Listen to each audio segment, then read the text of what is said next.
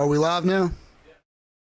What's up, Open Table? I want to thank everybody for coming in and tuning in with us today. I want to remind everybody to be sure to like and share our videos as we try to push our message and really the message of our guest today, which we're super excited about who we have today. We have Tennessee Libertarian Chair Josh Eackle with us today, and also Marine veteran Phillip who has campaigned in the past for various political candidates, but now he identifies with the left-leaning side of the politics. So we're going to have some good discourse and discussion. I'm going to pass it off to Eackle first to kind of introduce yourself and tell us a little bit what you're about, brother. Awesome, man. Thank you for having me. Obviously, Josh Eackle, I'm the chair of the Libertarian Party of Tennessee. I've been in that role. I'm coming to the end of my first term for election there in January. Been involved in libertarian politics for 5 years now, 6 years. Brought in to do the Ron Paul movement, like most people. I'm very excited. I appreciate you for, I appreciate you inviting me to be on the show, man. Awesome. And as I said too, we have Phillip with us today, former Marine grunt, friend of mine, veteran from the 3-9 days. I want to give him a chance to kind of introduce himself and what he's here about today.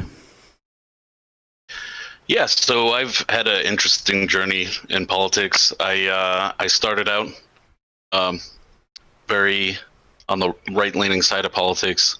Actually founded the Young Republican chapter for Cape Cod, my area of Cape Cod, when I was in high school, and campaigned for all sorts of Massachusetts politicians, from Mitt Romney to local state reps and state senators. After I got out of the Marines, I continued to support and work on the campaigns of Republican candidates. But after a internship working in European Parliament, as an intern for a member of European Parliament for the Conservative Party, I began to shift towards the libertarian side of the political spectrum, and I kind of kept shifting left. So here I am today. I'm going to kind of represent the left-leaning side of politics. Very well. What you got, my favorite anarchist? Yeah.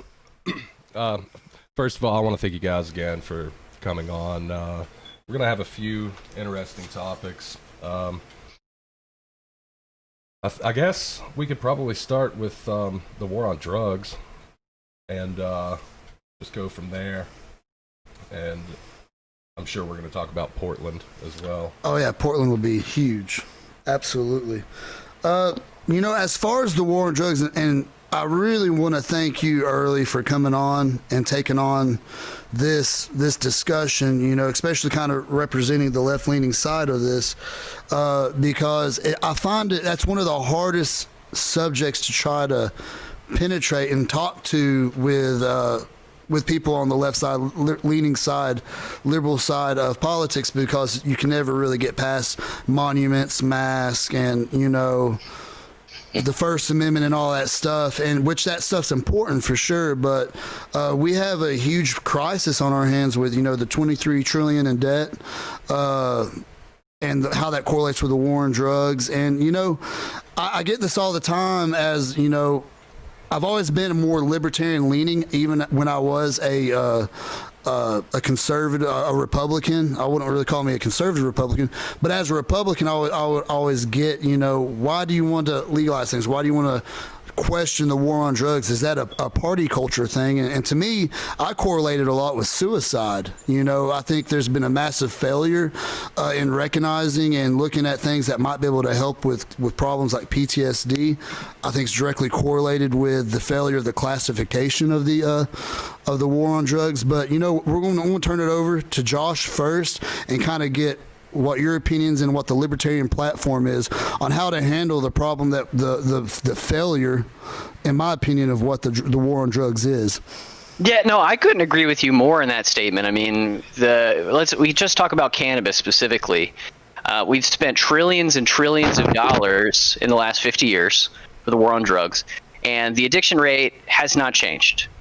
And that's across all drugs and all substances. The addiction rate is the same as it was in the 60s and the 70s before the drug war was really ramped up. Yet we've spent $25 trillion, and we have the highest mass incarceration rate of any country in the entire world because, for some reason, we believe that we can use the force of the state to control what people put in their bodies. And as you said, it's a lot of the times it's not due to people consciously wanting to break the law. It's due to them self-medicating or trying to solve some problem in their life. And so, again, fundamentally, I think the Libertarian Party stance is the drug war was started as a racist institution. If you listen to the Nixon tapes, it's very clear saying that he wanted to use the drug war to arrest his political opponents, including the hippies and the blacks. That's a quote. And it's a lingering racist institution that's gone on for 50 years, cost the American taxpayer trillions and trillions of dollars, destroyed millions of people's lives, and continues to completely burden taxpayers to this day by keeping, again, more people per capita in prison for nonviolent crimes than any other country in the world. If we're the land of the free, the drug war needs to end. It's pretty simple. And by that, I mean not just cannabis. I'd say all drugs. I'd say you should start with decriminalization for any substance that may be deemed more harmful, so that you can kind of funnel these people into mental health institutions and institutions to try to help them resolve the source of their addiction rather than imprisoning them.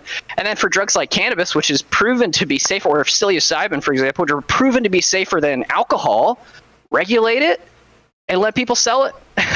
It's common sense, and 80% of America agrees on this. Yeah, exactly. And 90% of the country believes we should legalize medical marijuana. And I think last I checked, 60% of the country wants to legalize it for recreational use. So why are we still, talking about it?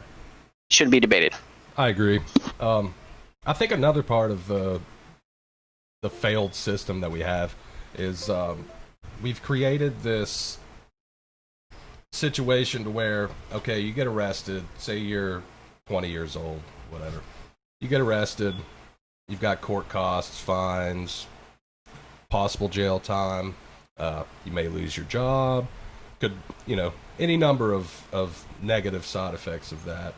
So it digs you into a hole that you can't get out of. If you've got tons of money, then sure. But for the most part, you see people, it's just a downward spiral once they end up in that system. And plus, there's, of course, the stigma of being a drug user, and, So, yeah, it just continues to destroy people.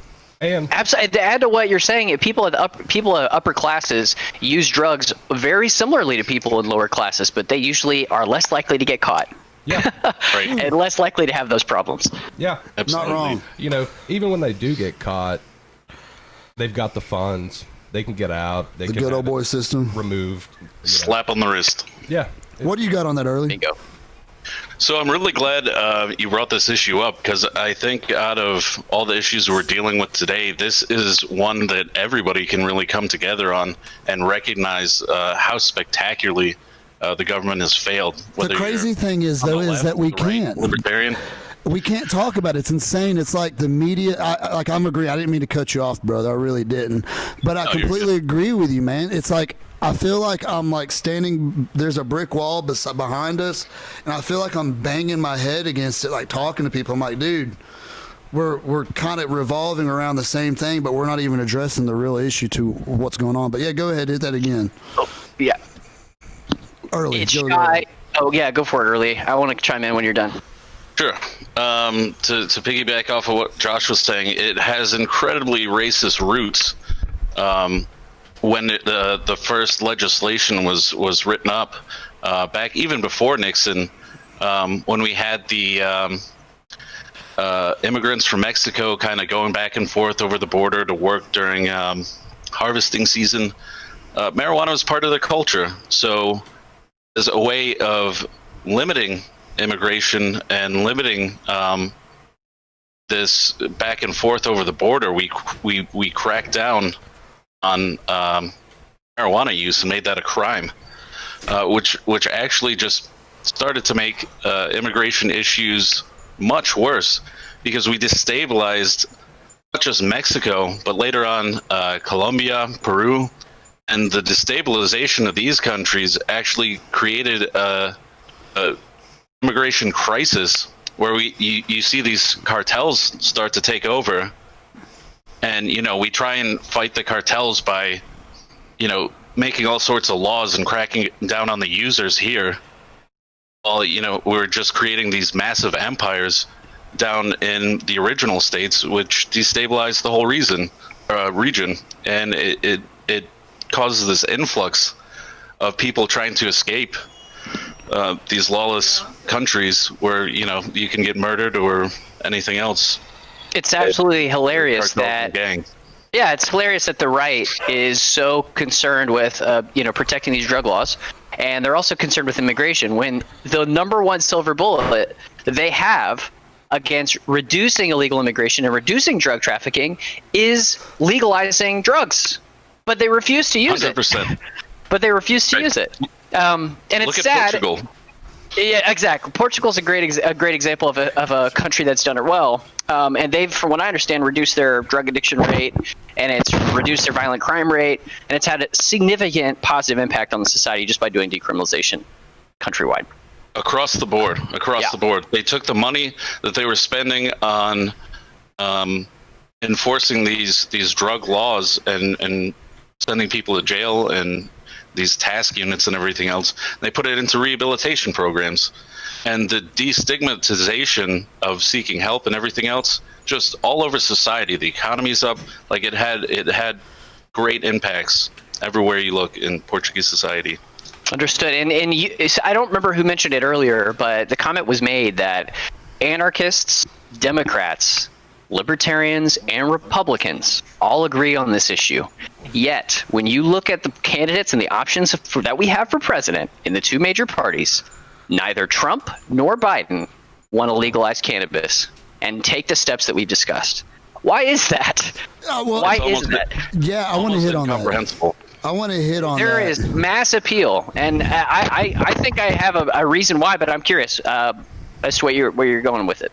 I think that's kind of like the thing I'm preaching. Funny story, and Hal, our favorite anarchist, can chime in on this because he's seen me talking back and forth. An old coach of mine from the Marine Corps. He was a boxing coach when I was in the Marine Corps, Coach Sims, and he is just diehard Democrat, man. He is diehard. I mean, he's really diehard, just anti-Republican, which is fine.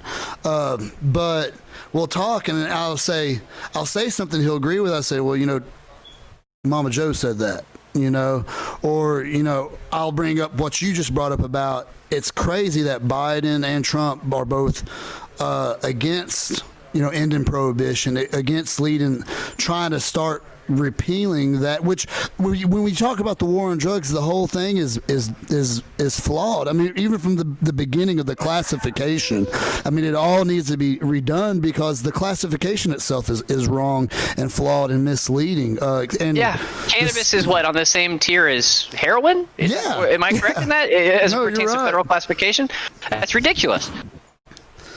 I think it's simply Schedule 1. Yeah. There you go. Schedule 1. So, I think it's simply due to the fact that both parties are bought out by multinational corporate interests. Both parties have no desire to change the status quo. And while I know that, we might disagree on this, but I do think that the left and the right, it's political theater at this point. It's not. They get together behind closed doors. They understand where the lines are. They don't cross those lines. As you see, candidates that were willing to cross the lines, like Andrew Yang and Tulsi Gabbard, for example, on the left, were completely destroyed by the mainstream media and by their own party. They were smeared by their own party. And then we get a candidate like Joe Biden. I mean, again, I've maybe with the exception of today, I have yet to meet a Joe Biden supporter in real life. You know what I mean? Or at least they're unwilling to say it out loud. So Again, I think it's orchestrated in a way to continue to protect the status quo. There is money being made by the police state that is being created by locking these people up. They're benefiting from it, and neither party has a desire to end it or change the status quo in a real way.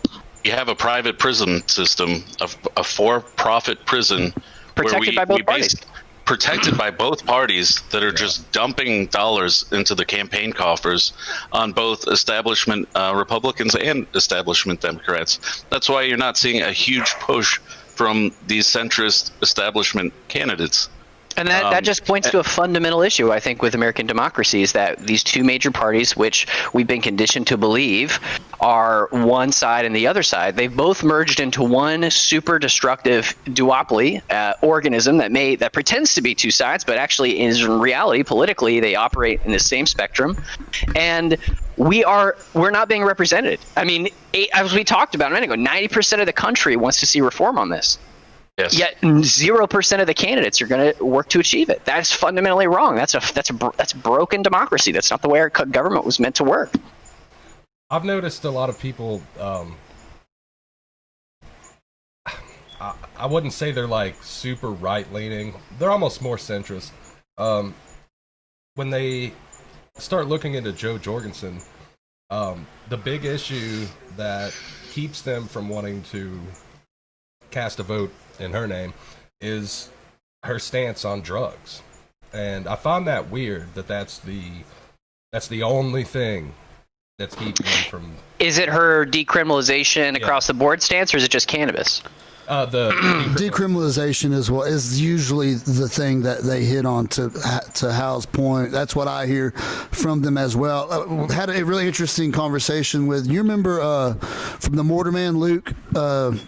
I can't remember Luke's last name. He'll beat my ass if I ever see him again.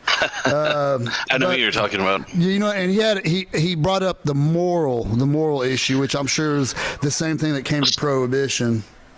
Right. So it's kind of difficult right now to say legalization across the board when we're just coming off the heels of a heroin epidemic, but that we also said decriminalization. We said decriminalization. And heroin wasn't the opioids that were prescribed weren't legal. Exactly. It was really an opioid epidemic in reality, and who's to blame for that? It's the big pharmaceuticals again pushing money into the campaign coffers. Right. And paying healthcare professionals to overprescribe these things to create dependency so that they made more money. That's not an acceptable way to go about it. I guess my question here, I'm going to direct this question to you, or I don't mean to put you on the hot seat, but I know you can handle it because I've known you for a long time. I remember meeting you when I guess I was your boot. I was the boot and y'all were the seniors when I came in. But how do you in good conscience support a duopoly that is sitting here proving to us that they are two sides of the same coin? I mean, that was where I came in, and you're talking to a guy. I voted for Trump in 2016 because I had so much disdain for the foreign policy of Hillary Clinton and everything that went on there. And now I have so much disdain for the divide and just the parties alone, and just doing research on the Republican Party and other things. But how do you ration to yourself, because you're smart? You know what I mean? You're not. What do you think? What do you have on that, Early? Well, I'll tell you outright, I can't stand the fact that we're a two-party system. I think that the winner-take-all system needs to end if we're to ever have American voices represented properly in this country.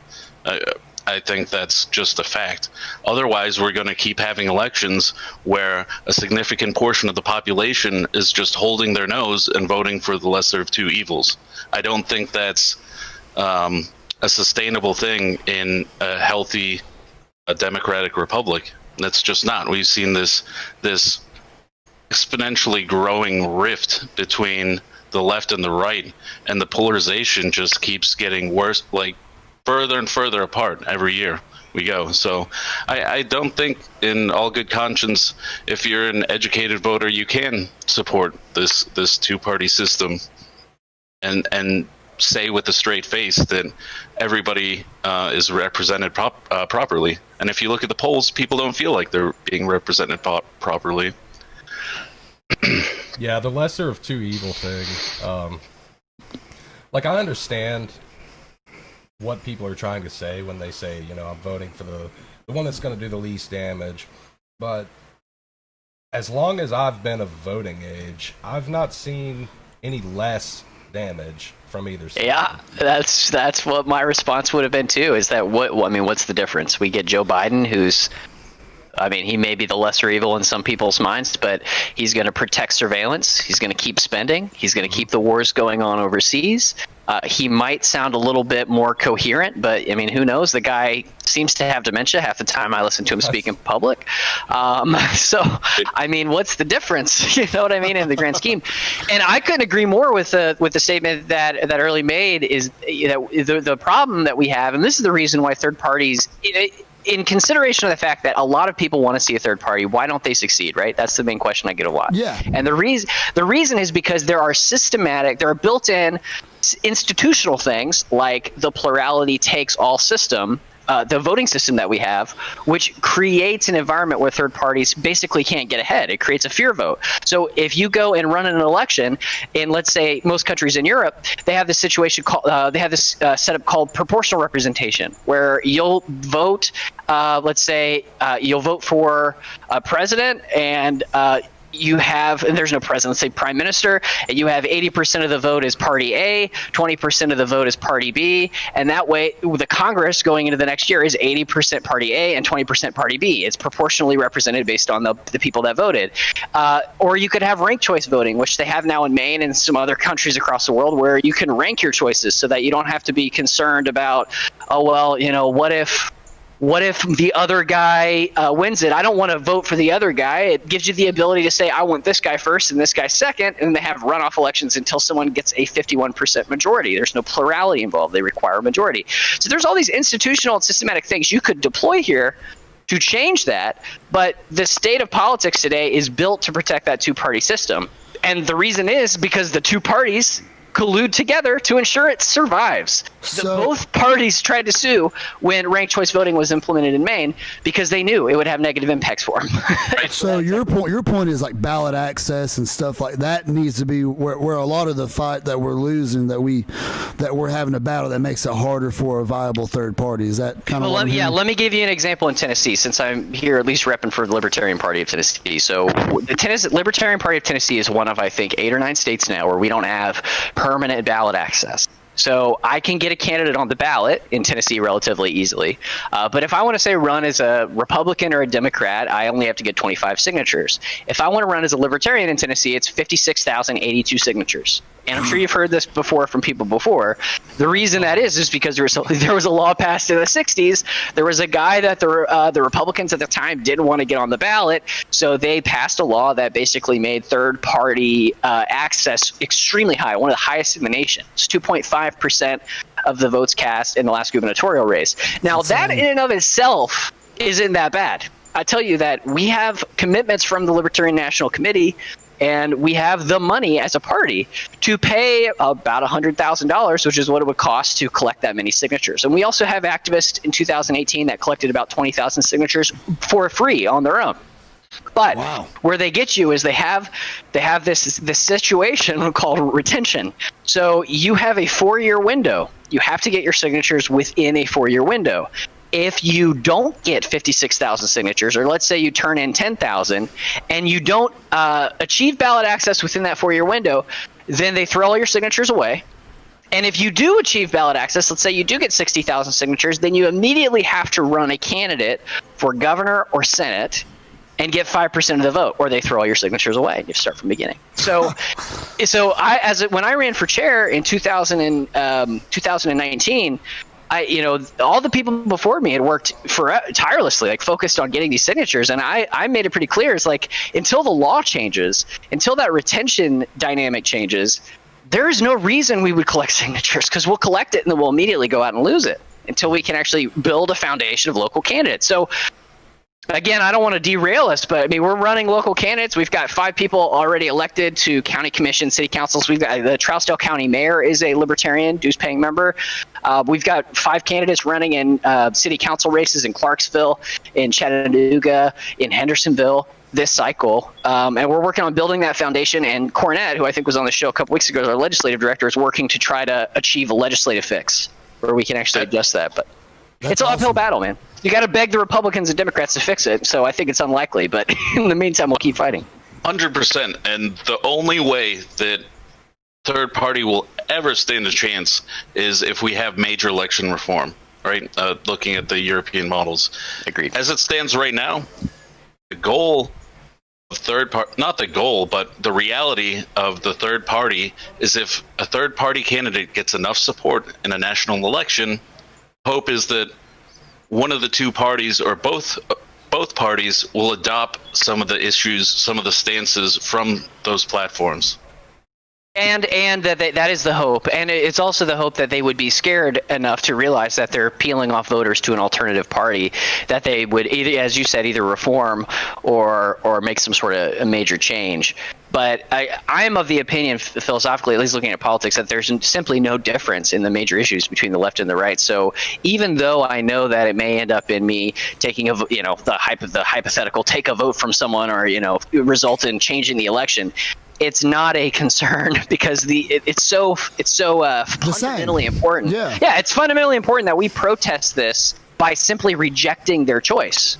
If we don't do that, then we're fucking screwed. So one thing, fear-mongering is. Sorry, go ahead, Zeb. So one thing I hear both y'all saying, you're both mention election reform, which you're specifically talking about state election reform, right? Eackle, is that kind of? Yeah, we want to see the Libertarian Party of Tennessee is calling for a reduction in the signature total, an adjustment to that retention value, and then ranked choice voting in the state of Tennessee. Okay, so what what election reform are you talking about? Oh, I 100% believe in rank voting, as far like what we have in Maine and I believe Nebraska. Was it? I don't know if Nebraska, they may have it on local races, but I know Maine for sure just passed it. This will be the first year that Maine will have ranked choice voting in a presidential election, so I'm pretty excited to see how it shakes out. Yeah, and it's very bizarre to see the ads coming from Maine, where you see a political opponents actually on the same commercial saying, "Hey, vote for me. Also vote for this person. However you vote, vote number 1 and number 2." Yeah, I couldn't imagine. Now, I know this wasn't on the agenda to talk about, but when you look at ranked choice voting, you want to talk about the silver bullet to kill negative campaigning. That is it, because it changes the entire paradigm.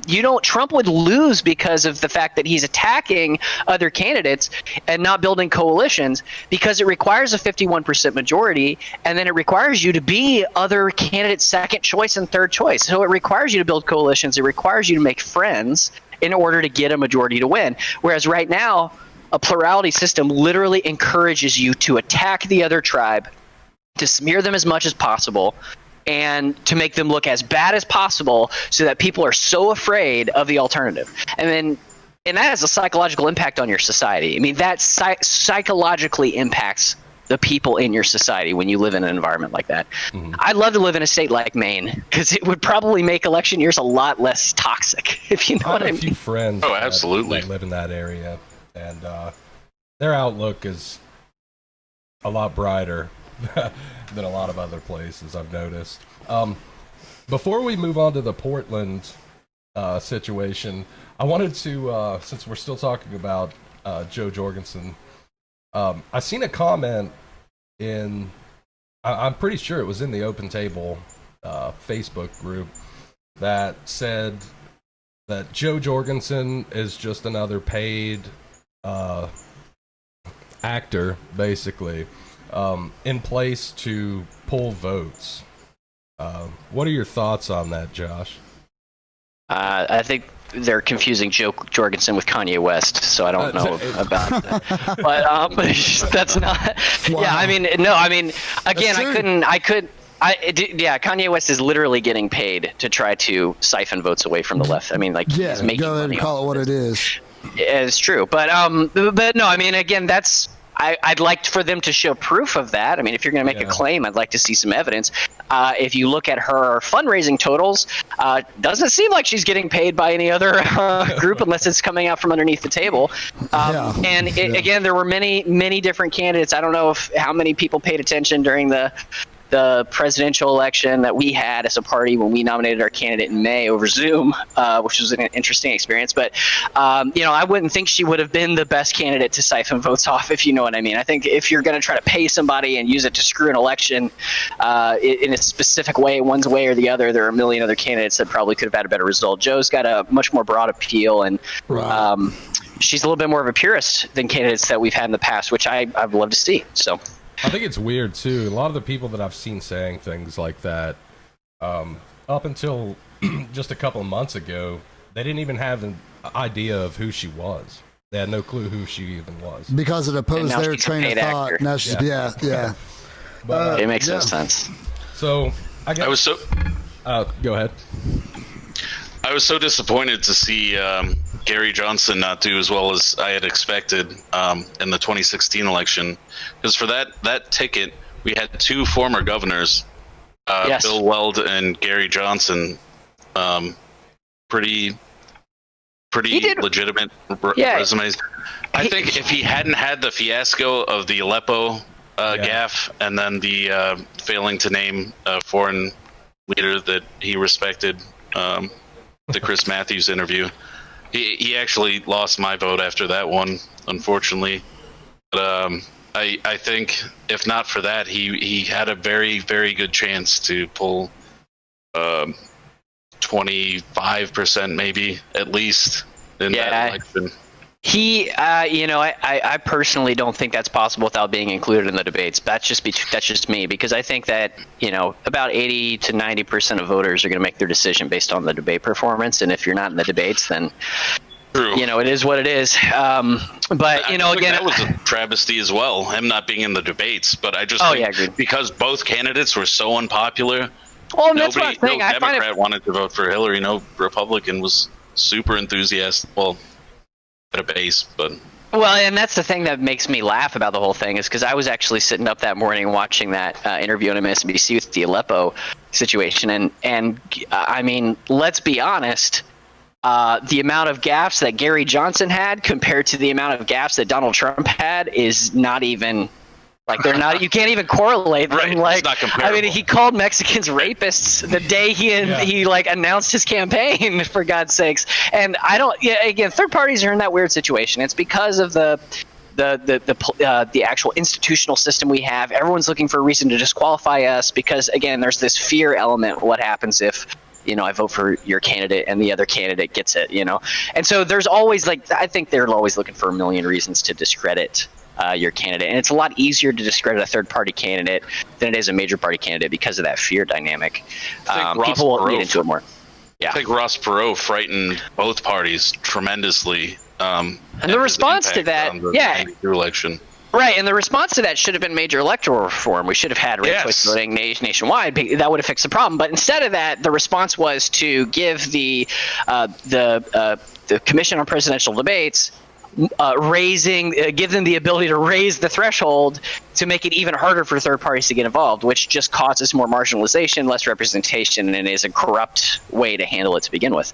It wasn't about representing people; it was about protecting the duopoly, and that's what they continue to do. So and then there's more disenfranchised American voters. That's agreed, and it's only going to get worse. I mean, it's not going to get better. I mean, the riots on BLM right now is a small picture. I know a lot of people that are using not riots, protests have been nationwide. That's a symbol of discontent. People just don't feel represented right now. And I don't blame them. Again, we have a choice between Donald Trump and Joe Biden, who agree on 80% of the stuff, except for form. Before we move on to Portland, I do want to ask a question from one of our guests real quick, because he's a real good guest. He's always tunes into us. Memnot. His question was, I think it's to both of you. I think it was kind of talking about the past duopoly.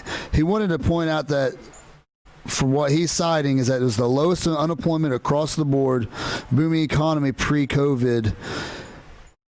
or what? How does that factor in our discussion? How do you all see that? Because that's the way one of our guests is look. So we allow our guests to come on here to speak their mind and talk and directly ask questions to you guys that they normally wouldn't be able to have this conversation with, because you know how hard it is to even talk about this stuff.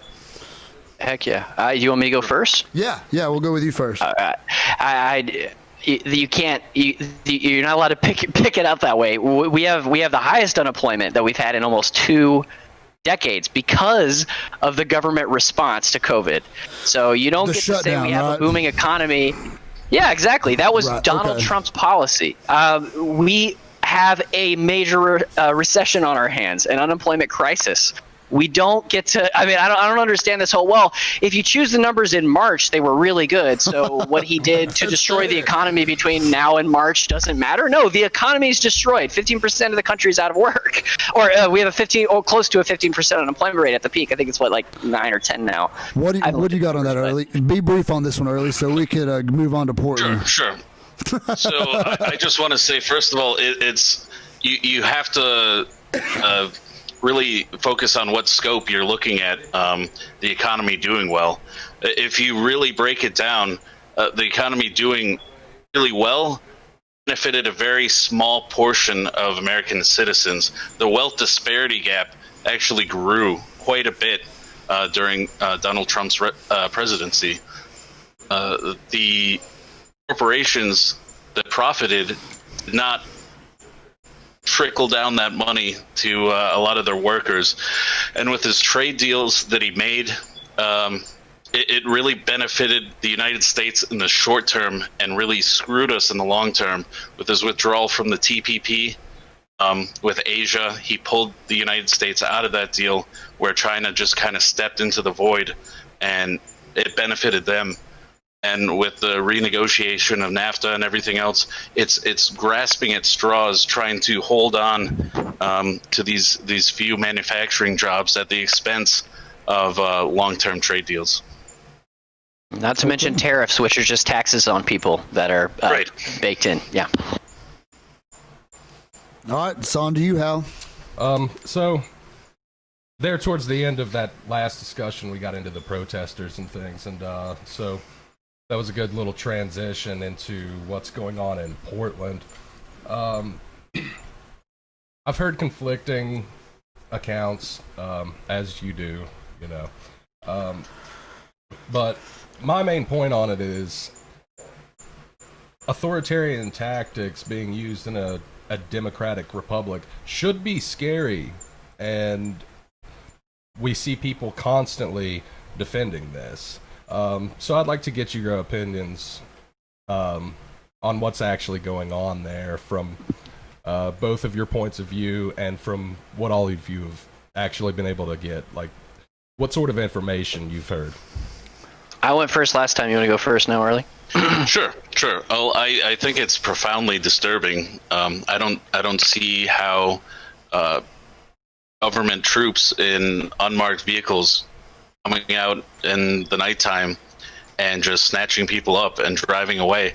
That's something you would expect to see in some dystopian sci-fi movie, or maybe Peru when they're fighting off Shining Path, or some third world country with a dictator, some totalitarian dictatorship. The fact that we have this going on in the United States right now should be a tremendous wake-up call to everybody that something is wrong, and that there's not a countrywide response to the trampling of personal freedoms going on here. I think a lot of people I guess where they're scared, you know, the media has been terrible lately for just scaring the shit out of people. So they want that. They think that's what they want. And I'm not sure. I think it was Barr said that this was going to be nationwide. That's not something the president we need.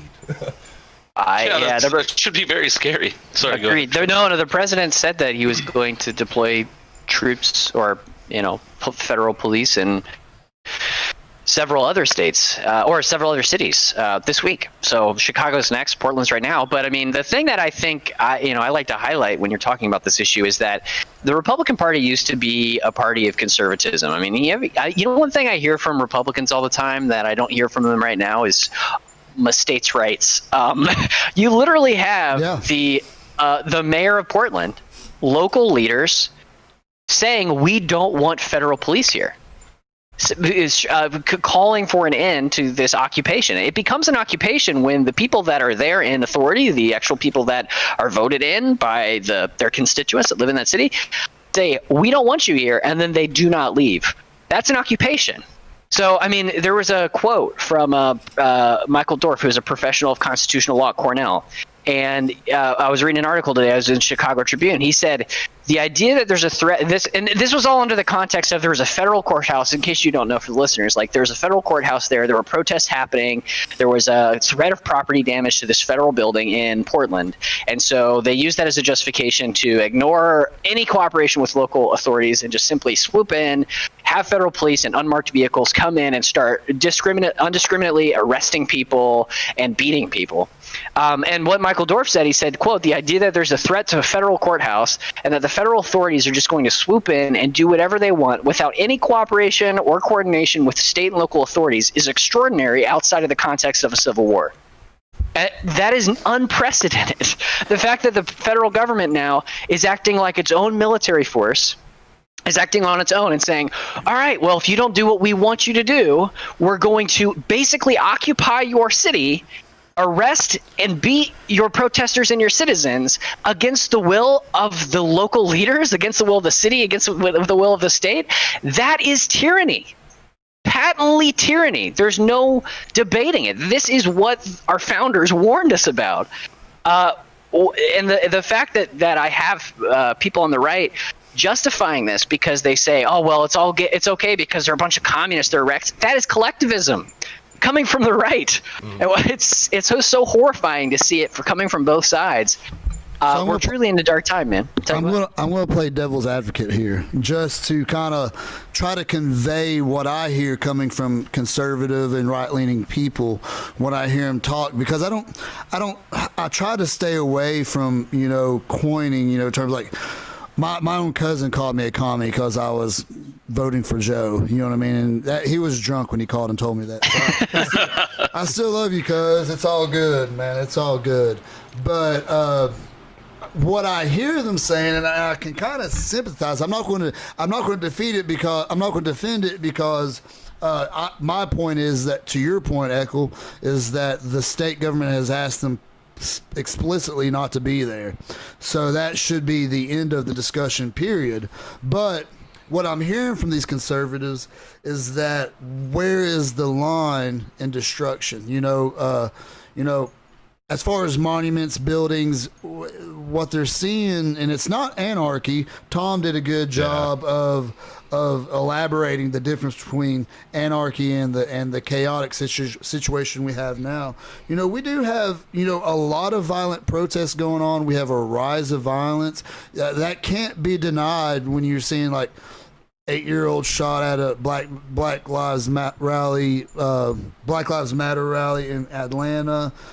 Dorn being shot, and then you see the couple from Missouri having their guns taken away. Now the governor came out and spoke in their support, but my point is that you're seeing, and to Hal's point, you see true fear. So I guess what conservatives that are on the line of being a libertarian are wanting to hear, what's the line of this chaotic situation, and should there be a line, maybe is even a better question. I'm going to hit that off with you first, Early.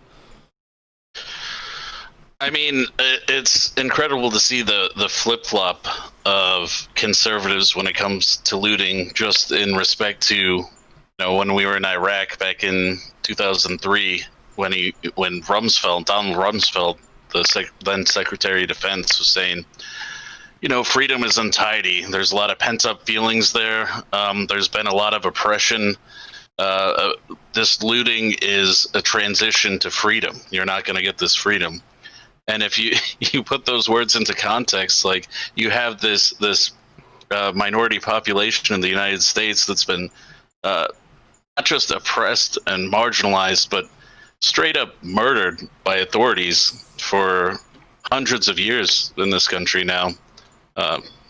250 years. You know, if you put that in scope of what's happening now, you're really seeing, okay, yeah, there's a lot of messed up stuff happening right now. And then you see the flip-flop of conservatives saying, oh my God, you know, we got to protect this property, we got to protect this and that and everything else. Yeah, I can speak. No, I think it is somewhat hypocritical. I mean, I do believe that private property owners should be able to defend their property. Well, they should be able to defend their lives, I should say. So if you have somebody coming up to your house and trying to break your door down and loot your property, you should be able to defend yourself. And to be honest with you, I don't think a rioter or protester is going to come to a property where they think they're going to have some sort of armed resistance. See, I disagree with you on that one, Eackle, because I've seen videos on the contrary of that. Now, I'm not trying to well, you would be legally able in 90% of the country to shoot and defend your property if someone was in fact crossing your threshold and trying to break into your home. Right. You'd be legally justified in murdering those people if you felt like your life was at risk. I don't believe that same kind of logic carries over to, say, like defending a private business, because again, you can file an insurance claim or those things can be replaced. Human lives can't. But that is the role of the police, and that's where I think we should kind of focus in, is that in all ways, the police have utterly failed this country. And by that I mean they've not only failed in being neutral in how they apply law, right? Because we've seen that there's a very clear racial discrimination going on in this country as to how the law is applied. Look no further than the drug war and the fact that minorities are arrested significantly disproportionately more for drug use than say their white counterparts. But they've also failed at protecting peace in these places where there's massive protests. And the rioting gets out of control. Their job is to protect private property in that case, and they've been unable to do it. And so that's a failure of policing. But I can speak to what I saw in Nashville. So I was there a month ago when these protests started, and we had our first big rally in downtown Nashville. And we were down in Legislative Plaza, and there were, God, I'm gonna say there's probably 10,000 people down that descended on that city that day, and it was peaceful all day long. There were some tense moments where people were very loud and strong-willed. It was a crowd, as you can imagine, thousands and thousands of people there. Mm-hmm. But it wasn't until the sun started going down and people started breaking off where you had about 24 individuals get involved in some destruction of. They broke some windows. I think they burned a cop car, and they broke some windows at the courthouse. So I think in the aggregate, these protesters are not engaging in that violent crime. So what I want to do is look at what are they standing up for? I mean, they're standing up against racial discrimination. They're standing up for reform of the police. That's the general message of these people that are protesting. That's why I was there. And so I think that's the important part. That's what we have to look at, and that's what we have to focus on. And beyond that, I think it's kind of using this property rights thing to divide people. It's like, the one question I wanted to pose, and I don't want to stand on a soapbox, but I did want to pose this question, is I've had these conversations for years, and they always would say, well, if you have a problem with the government, you need to take your destruction, your aggression out on the government property, not private property. Yeah. But as soon as protesters do that, you have people like Jason Zachary in the State House, people like the majority leader in the state of Tennessee, literally using they sent a SWAT team to this dude's house that busted a window at the courthouse, and they posted his picture all over social media as an example. They hate it, they absolutely hate it. So where's the line? Like, where do we say it's justified to start engaging in property damage? That would be the question I think is more reasonable to ask. Because if we're living under Nazi Germany, I think there is an argument to be made that a little bit of destruction of government property is justified. But where do we draw that line? That's the real question, I think. Well, another thing is that people on the right have been saying, why don't you protest peacefully? And you have the kneeling during the national anthem, you have the sit-ins and everything else. And people say, oh, don't do that. That's terrible. So there's I don't want been protesters. No, they just frustration. don't. Yeah, just Well, I mean, that goes. That's an Like, just I'm like not being Republican heard. Democrats. I agree. I mean, I agree that I agree that they should have their voices heard. But the NFL is a bad place to like look for a moral compass, especially with how Breeze got blasted for wanting to stand for the flag, and then they allow Deshaun Jackson's remarks. well, no, he was publicly vilified. He got pretty lit up. On Facebook. So- I mean, the NFL, NFL and Eagles, we're going to, which is, my point is that it's all about profits to them. I mean, I'm not going to use the NFL as a moral compass, so to speak. But I mean, for someone on that right, that's really my question, though. Is like, when does it become justified to start destroying government property? Because I do believe, as a libertarian, I think most people agree that, hey, if the government becomes so tyrannical, then there does become a time, as Thomas Jefferson said, when injustice becomes law, resistance becomes duty. When does it become our duty to start doing that? And I think that's the real question for the people on that are members of the BLM movement. They think it's time, and the reason they think it's time is because they've been discriminated against for 250 years. They were enslaved, and now they have this institutional slavery with for-profit prisons and the drug war and all these things that are literally designed to keep them down. They think the time's now. I don't know if I necessarily agree with them. I'm not going to go justify burning property. I personally will not do it, and I'll defend my property with deadly force. But where is the line? And, I don't think conservatives will ever say that there's a justified line. I don't understand it. I just don't. I see your point, Eackle. I see your point. I think a lot have of Americans publicly. Go ahead. Well, you have Americans publicly applauding the Sons of Liberty back in 1773 when they had the Boston Tea Party. So you have a bunch of Americans that are upset about taxes, and they're destroying public or private property, not even government property in that case. Well, right. was it? Well, I don't even know. Was it property of the British monarchy? It was the East India Trading Company. Got it. Okay. So yeah, it was private property, and everybody's like, "Yeah, look at these patriots," and they're just upset about taxes. You have this group of people that were enslaved, and then as soon as they got their freedom, they had all these laws, and they had the cards stacked against them for another 100 years. Friends and family dying. I mean, Right. at the hands of police, at the hands of the people that you and I would like to go to find help. lynchings. I see Where people like where do you draw the line? Like why is that right and the other wrong? Yeah, and that's my question. Is I don't really know, and I think you got to be selective in how you protest. I don't think destroying private property helps your cause. I think it's actually hurts your cause. I think also tearing down abolitionist statues is hurts your cause. I think I think there's a lot of things. I mean, I tell people this all the time, and it's funny that we're talking about this, and we agree roundabout on a lot of things because we're reasonable. But you can't ever get past like this conversation. Thankfully we already went to the drug war on drugs because this discussion is so decisive that we can't go on to the discussion of war on drugs, which is where some real, today's form of oppression is happening, as we all agree on. Would you agree on that, Hal? What do you got on that? Well, what I was going to say, Josh asked, where do you draw the line? I think a lot of people just choose to ignore everything else outside of their own life. Yeah. Unless it directly affects them. Agreed. It's evil, So yeah, as far as like tearing up property and everything, just because I don't see a reason to do so doesn't mean that there needs to be a distinction for everyone else, I can only and there needs to be a distinction.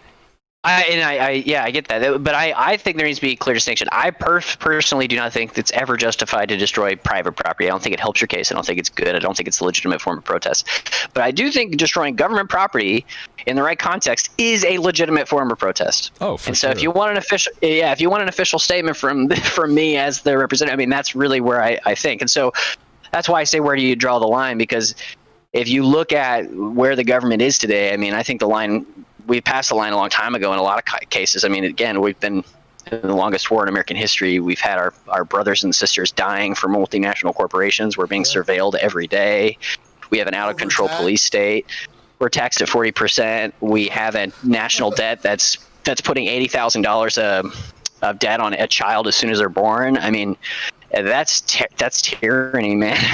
And it's only going to get worse. So absolutely. And that's one thing I think we can kind of like going over the discussion. I'm trying to get y'all two to debate, and it's not happening. Just wait, stop laughing early. It's happening. All right, we're gonna go into guns. One of my favorite Mama Joe quote. Maybe it's not even a real quote. I could get a fact check from you right now, Eackle. She reportedly said if she was elected into office, she would repeal the last 100 years of gun laws. I don't know. She might have said that jokingly, but I thought that was great. Yeah, I'd have to check and confirm, but that wouldn't surprise me at all. That wouldn't surprise that came out of her mouth. Check and confirm that. But I mean, to my point is that and my family gets, oh man, they get so angry at this when I bring this up.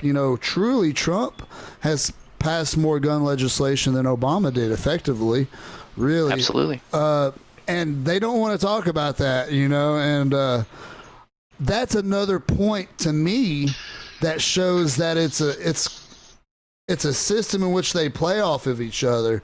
We'll restrict some freedoms through this 8 years. You'll restrict some freedoms here, and this 4 years, 8 years. The only people that can get away with gun control are Republicans. I mean, again, the Democrats try to do it, and they are completely vilified by the right. The right doesn't hold back. But if a Republican does it, it's like, oh, well, I mean, it's not that big of a deal. It's just a bump stock. You know what I mean? So what is the Tennessee Libertarian position on gun laws and our current state of the Second Amendment?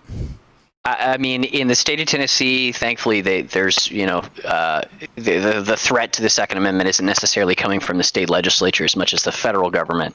Now that could change, but we support constitutional carry. We support the Second Amendment unabashedly. And the reason, if I'm talking to somebody on the left, the reason is very clearly that we have this rise of this fascist government that is threatening the lives of our citizenry. It would be completely and totally irresponsible to take away the citizens' rights to defend themselves against a tyrannical state. That was the purpose of the Second Amendment. And, to people on the right, I would say exactly what you said a minute ago, is that the Republican Party is the one that's been passing more gun control than any other political party in the last 15 years. Yeah.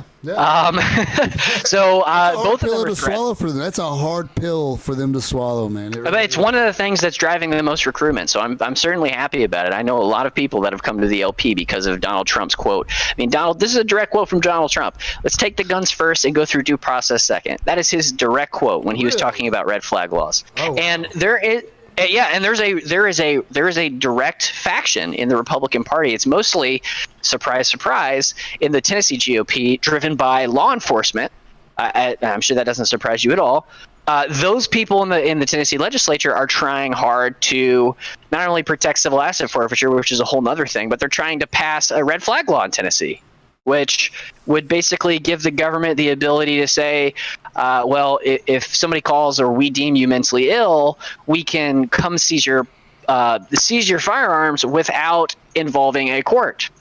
And again, that's fundamentally wrong. You cannot take someone's constitutional right away unless you have a court, some sort of check and balance against that. And so that's driven by Republicans, man. The GOP doesn't like the Second Amendment just as much as the left doesn't, except the GOP has their supporters conned into thinking they're pro 2A so they can get away with creeping away your Second Amendment rights. I think it's screwed up. What you got on that, Early? Second Amendment. Well, I think you can finally we're finally talking about something that we can disagree upon. Sweet. Or debate about. Nice. I think current affairs is evidence that the Second Amendment is a little bit out of date.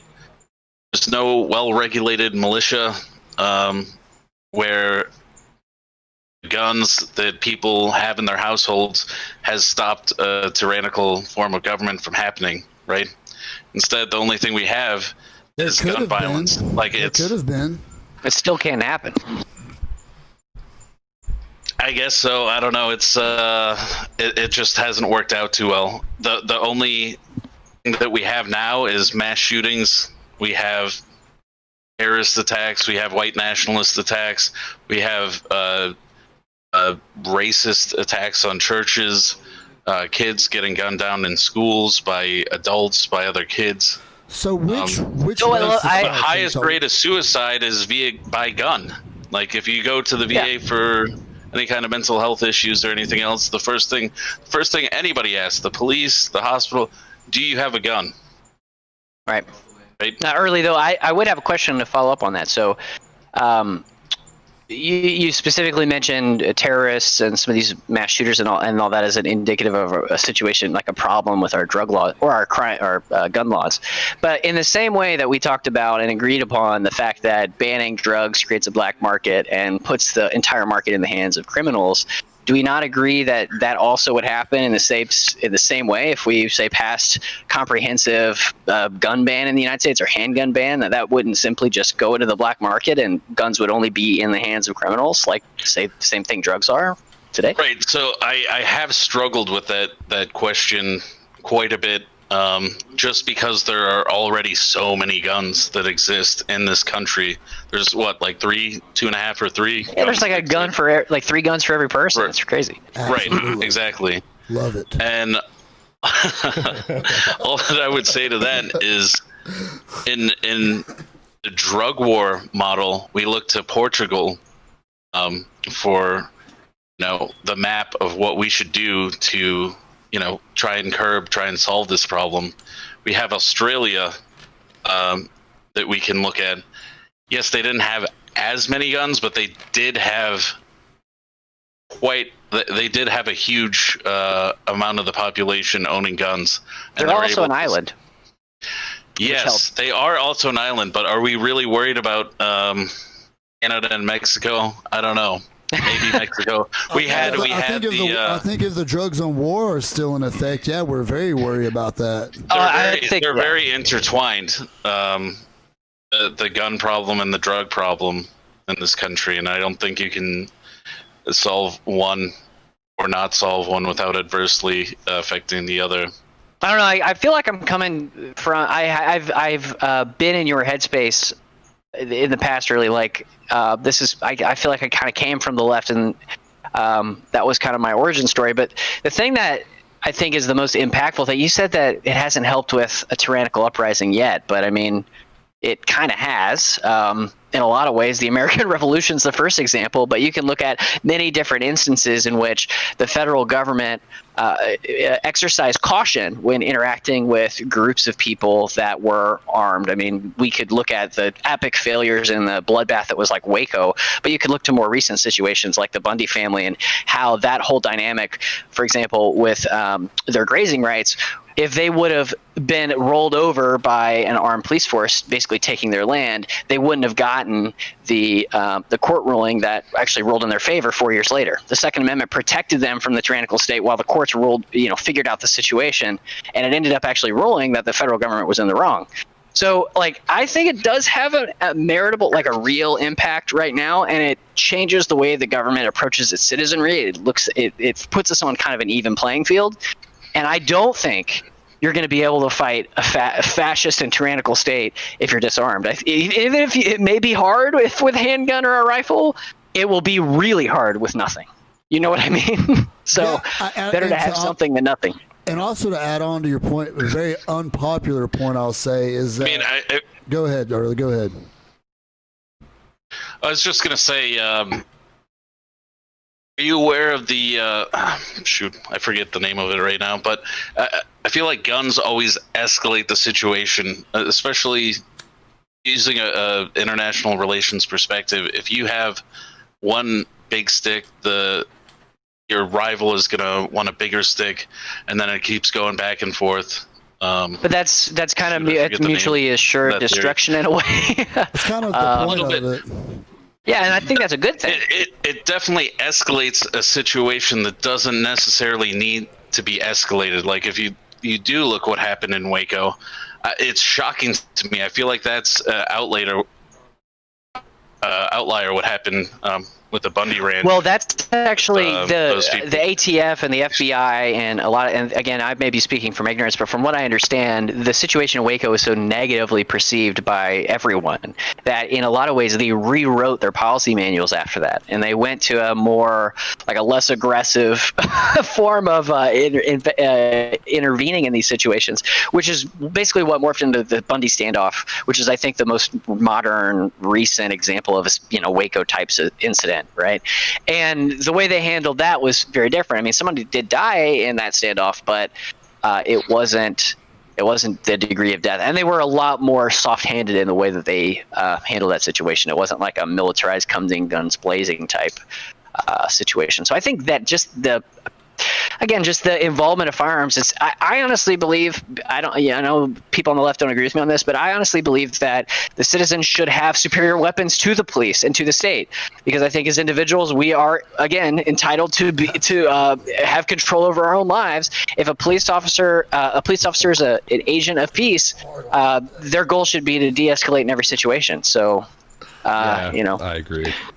Hell yeah. Well, and We actually have.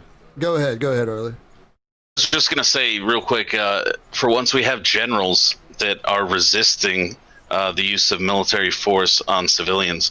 That's right. Yeah, I read that. Across the board. Mattis, yeah. the Army, they're all over the place. There's generals that are standing up to Trump, that are standing up to Barr, that are standing up to the administration, that are putting the foot down and saying, no, we won't. You look historically, and usually it's the military dictatorships that try and suppress the people, that try and set up this repressive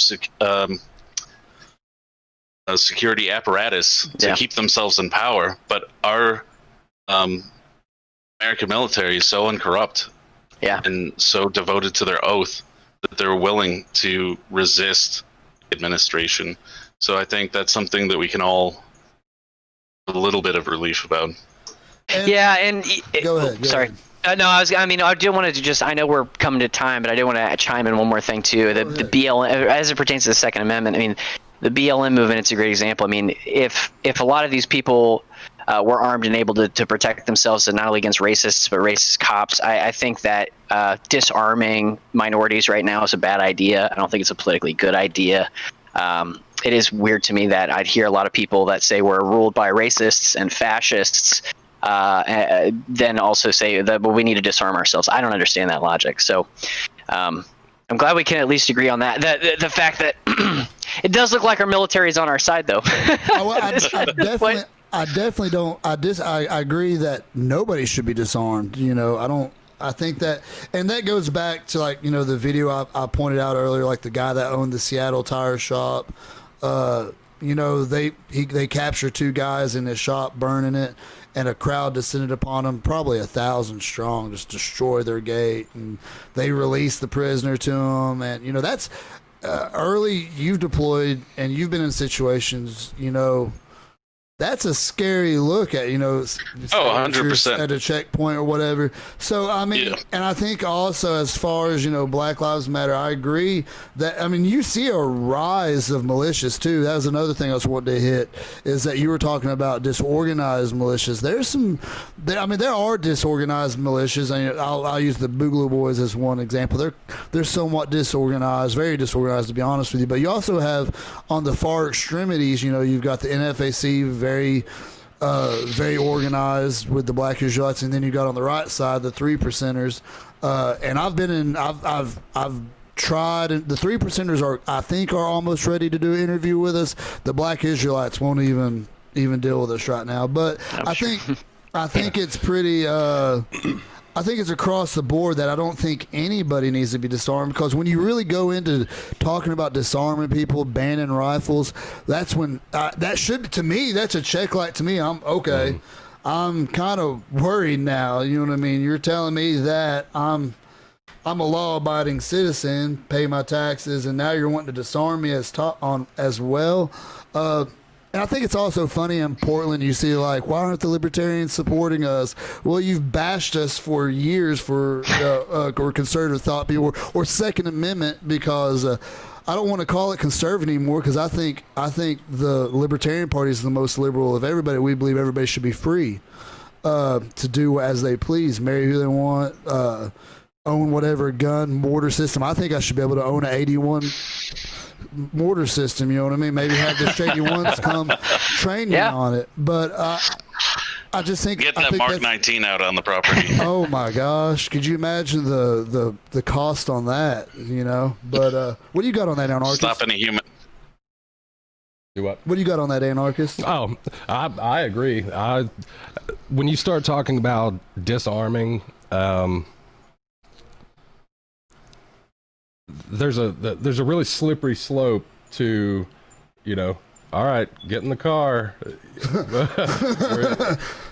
So, especially when you talk about in the context of Portland, you know, and you make the point, you know, we shouldn't disarm minorities, we shouldn't disarm anybody.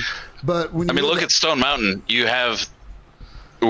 Did you see what happened there recently? He won't talk to me. So, he won't talk to me. All I'm gonna say about that, just to finish up my point of view on it, if you look at every other developed, industrialized nation in the world, they don't have the same numbers of deaths. They don't have the police violence. They don't have the suicide rate that we have here in the United States. That can all be attributed to having guns. And they don't have the issues with tyranny. Maybe you could make that argument with Russia or China, but the whole population there is bought hook, line, and sink. Well, they're already disarmed.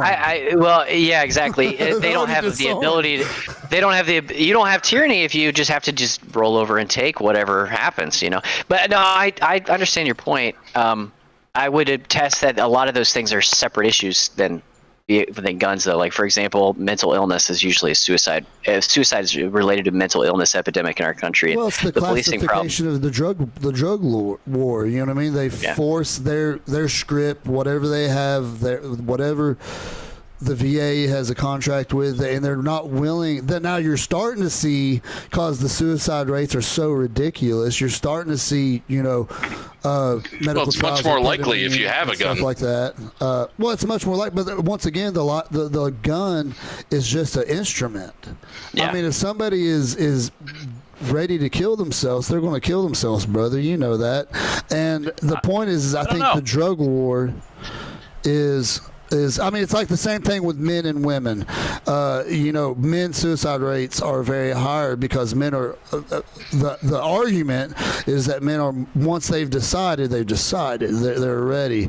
And yes, gun is more accessible, but once again, it's an instrument to the underlying issue that we've misdiagnosed people and we've filled them with antidepressants that work for some people but that don't work for others. But I'm going to let you two guys have the final say.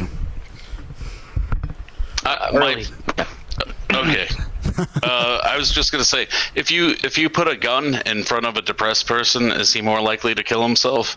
If you put a drink in front of an alcoholic that wouldn't have one there otherwise, is he more likely to drink and ruin his life that way?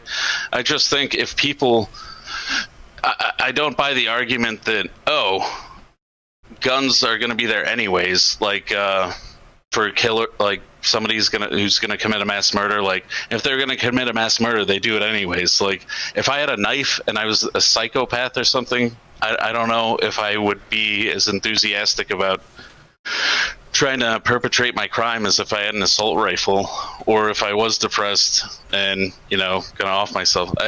That's just where I'm coming from there. I don't buy that argument that do they anyway. have, and again, just to wrap this up, I mean, they do have bad knife attacks and blunt instrument attacks in Australia and China and England. It's kind of an epidemic, but I get that. I mean, that's just the truth, as you said. I mean, humans are humans. So to some degree, I think if they want to commit violence, they're gonna find a way to do it, whether they have a gun or not. It's usually about the amount of damage they can do. But again, I almost think that's separate, and I'll wrap it up by saying this.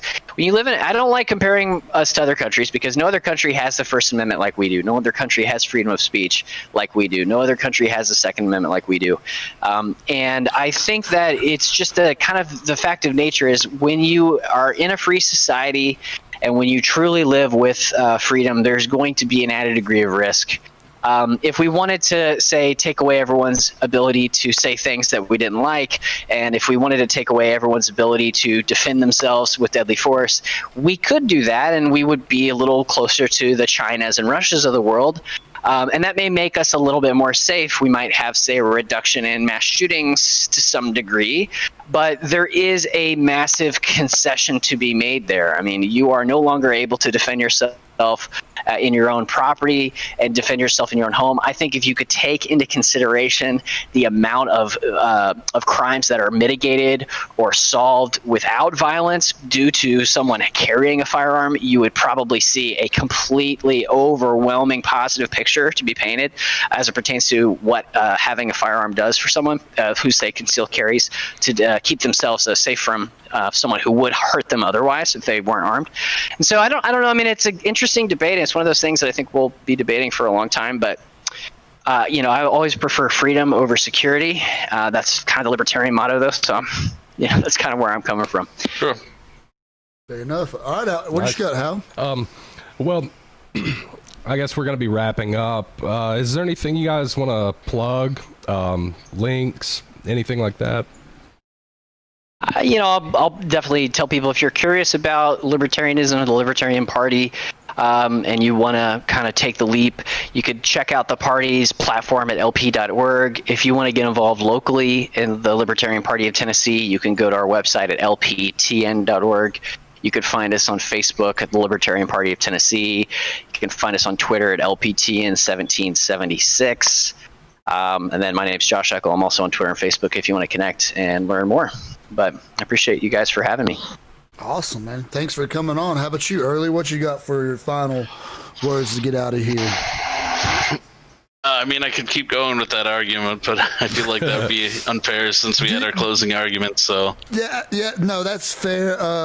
And once again, I want to thank both of you guys for being, civil. And we kind of agreed. I mean, for the argument that you're not a libertarian, Early, the only part that was unlibertarian was guns. And I think if we got into the I think if we got into the specifics, he's probably I don't know if he's going to go out and endorse saying taking away everyone's gun 100%. I don't know. Well, how about we maybe put on for next Monday, maybe, or whichever, whenever y'all are ready, because I want to hit on the church too, because you're a fan of taxing the church. I'm sure Early is a fan. Taxing the church. I'm not a fan of the church at all.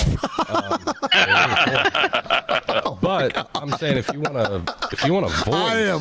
if you want to legislate and shit, then yeah, you need to pay some money. So that would be a very good. I think that would be a strong debate because I feel strongly on the other side versus my anarchist friend. But we're both libertarian. That's the funny thing about it. But yeah, I want to thank you guys again for having us on. Both of y'all we'll be in communication with y'all if next Monday works. We'll make that happen because this has been pretty good. I really dig it. Thank you guys. Well, thank you. Enjoy your evenings, guys. for having me. All right, y'all have a good evening. You too. Everybody for the open table, I want to thank y'all for coming in and tuning in with Josh Eackle and Phillip Early. Just great discussion, in depth. Give some people, because I know most people that are going to watch our show are either conservative or Republican or Democrat. I hope that you took a little bit of the libertarian ideas that we had for the offshoot discussion. Not really even a debate, it was a discussion. We did have a little bit of debate at the end between a liberal and the libertarian side of things. And we hope that, maybe you'll learn something. Maybe you'll look up one of those websites that Josh put out there. Or maybe it'll just strengthen your beliefs that you already have. Who knows? it's the open table. That's the point of this, you know. But we want to wish everybody to have a good Monday night, safe week. Please like, please share, get the word out there, you know, and messages. If you have any points or questions about the show, get in touch with us. We are truly open to everybody's voice. Y'all have a good one.